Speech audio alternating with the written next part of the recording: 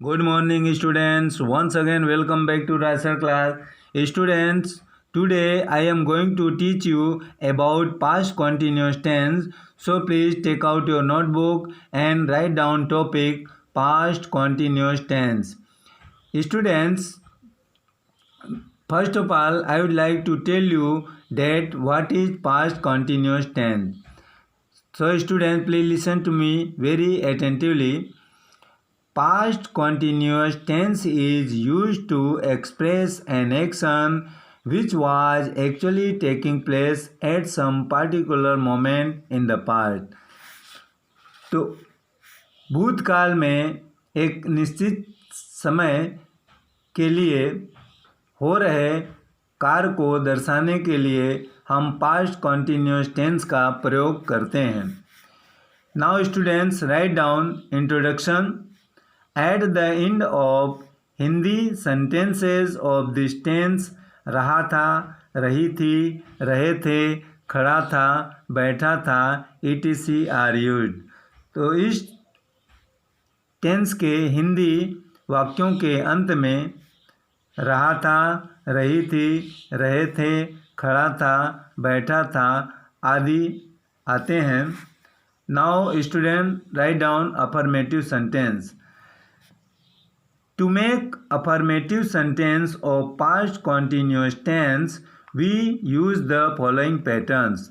Past continuous tense का affirmative sentence बनाने के लिए हम निम्नलिखित पैटर्न्स का प्रयोग करते हैं. In the active voice, first of all we use subject.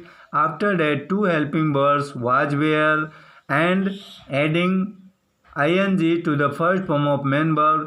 At last we use object. तो एक्टिव वॉइस में सबसे पहले कर्ता, उसके बाद दो सहायक क्रियाएं वाज वेयर का प्रयोग करते हैं, फिर मुख्य क्रिया के पहले रूप में आईएनजी जोड़ते हैं और अंत में कर्म का प्रयोग करते हैं. In the passive voice, first of all we use object. After that we use two helping verbs was were and being and third form of main verb. After that we use preposition by and at last subject is use. तो passive voice में सबसे पहले कर्म, उसके बाद दो सहायक क्रियाएं वाज वेयर का प्रयोग, फिर बीइंग का प्रयोग किया जाता है, फिर मुख्य क्रिया का तीसरा रूप, उसके बाद प्रीपोजिशन बाय और अंत में कर्ता का प्रयोग करते हैं. For example, in the active voice, they were catching fish, वे मछलियां पकड़ रहे थे.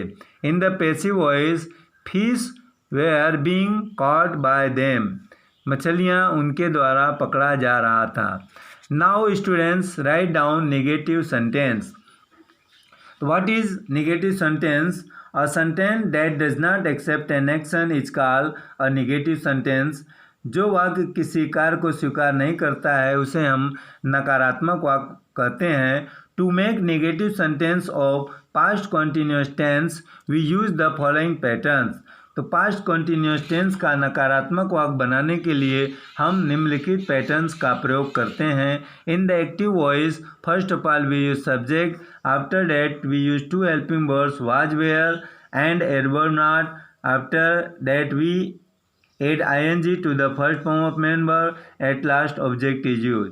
पैसिव एक्टिव वॉइस में सबसे पहले कर्ता, उसके बाद दो सहायक क्रियाएं वाज वेयर का प्रयोग करेंगे, फिर एडवर्ब नॉट, फिर मुख्य क्रिया के पहले रूप में आईएनजी जोड़ते हैं और अंत में कर्म का प्रयोग किया जाता है. In the passive voice, first of all we use object. After that we use two helping verbs was, were and adverb not. After that we use being and third form में verb and then we use preposition by. At last subject is use. तो passive voice में सबसे पहले कर्म, उसके बाद दो सहायक क्रियाएं वाज, वेयर के बाद एडवर्ब नॉट का प्रयोग करते हैं, फिर बीइंग, फिर मुख्य क्रिया का तीसरा रूप, उसके बाद प्रीपोजिशन बाय और अंत में कर्ता का प्रयोग किया जाता है. For example, in the active voice, he was not writing a letter, वह एक पत्र नहीं लिख रहा था. In the passive voice, a letter was not being written by him, एक पत्र उसके द्वारा नहीं लिखा जा रहा था. So students, you must have understood the affirmative and negative sentences through rules and examples. Now students, I am going to give you 5 sentences which you have to translate into English and change into passive voice. So students, write down translate into English and change into passive voice. There are 5 sentences here. First one is वह खाना पका रही थी.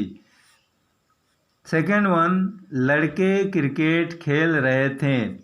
Third one लता एक गीत गा रही थी. फोर्थ वन राम एक कार नहीं चला रहा था.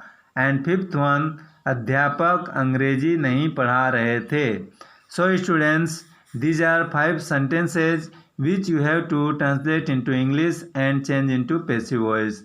Thank you.